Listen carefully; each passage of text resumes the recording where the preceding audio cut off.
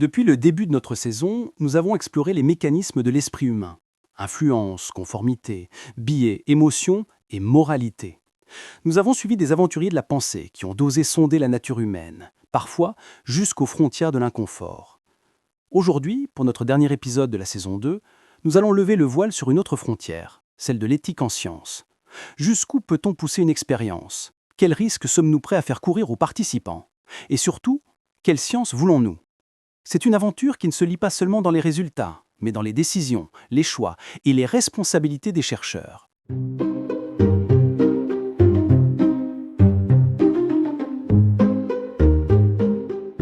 Certaines expériences sont devenues célèbres non pas pour ce qu'elles ont découvert sur les participants, mais pour ce qu'elles ont révélé sur nous tous, chercheurs et sociétés compris. On se souvient de Milgram, qui a mis des volontaires face à un dilemme moral. Jusqu'où iriez-vous si on vous demandait de faire souffrir un inconnu? Ou de Zimbardo, qui a transformé un sous-sol d'université en prison simulée et observé, parfois encouragé, la dérive des participants. Ces expériences ont produit des données fascinantes, mais elles ont aussi soulevé une question fondamentale.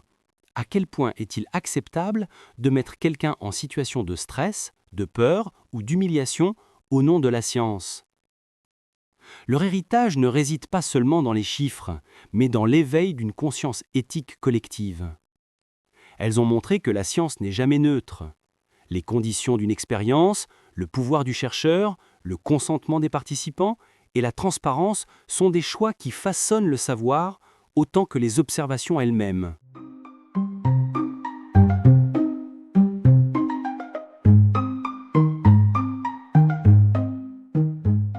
Aujourd'hui, les règles éthiques sont strictes, mais elles n'ont pas toujours été là.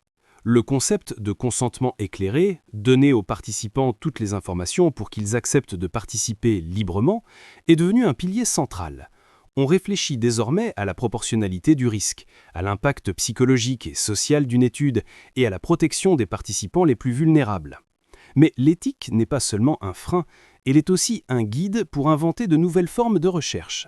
Les enquêtes de terrain, les expériences en laboratoire, les méthodes qualitatives ou quantitatives peuvent toutes être repensées pour réduire les risques, tout en restant rigoureuses et créatives.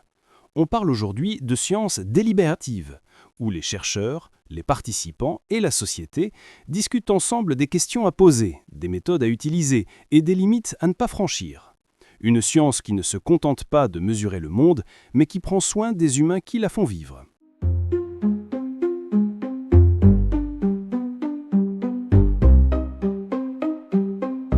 Alors, quelle science voulons-nous? Une science qui ne regarde que les résultats et les publications? Ou une science qui prend la mesure de ses responsabilités? Les dilemmes éthiques de Milgram et Zimbardo nous enseignent que l'aventure scientifique n'est pas seulement intellectuelle, elle est morale. Imaginez deux chemins devant un chercheur. L'un promet la gloire immédiate, mais au prix du bien-être des participants.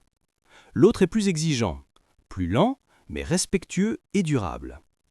Chaque choix a un impact. Chaque décision compte.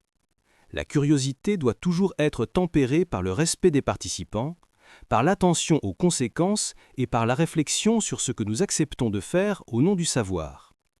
Cette question n'est pas seulement académique, elle concerne chacun de nous, car la science façonne la société. Quelle valeur accordons-nous à la connaissance? Jusqu'où sommes-nous prêts à aller? Et surtout, comment pouvons-nous faire en sorte que la recherche reste une exploration humaine et non un jeu de pouvoir ou de manipulation?